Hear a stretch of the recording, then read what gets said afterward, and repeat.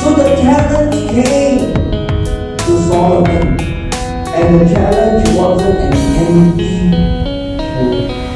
It was something very deep, something very, very impactful in his own life that he was sharing, with his son.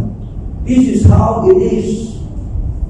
Maybe let me share, some stories of my own life. When we had our first child, those were the onset when handphone came in, So we didn't give a handphone to our first daughter until he was like 18, 20 years old. Now what is the age they give a handphone to children? Now what age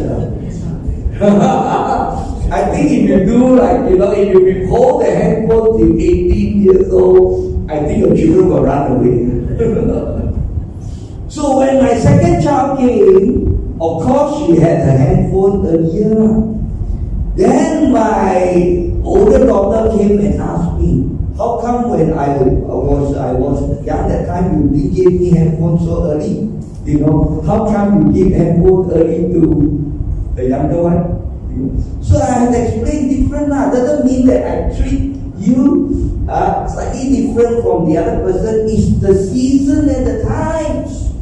Now I think we need to have that kind of genuine conversation, real conversation, with our children in order to help them in their faith.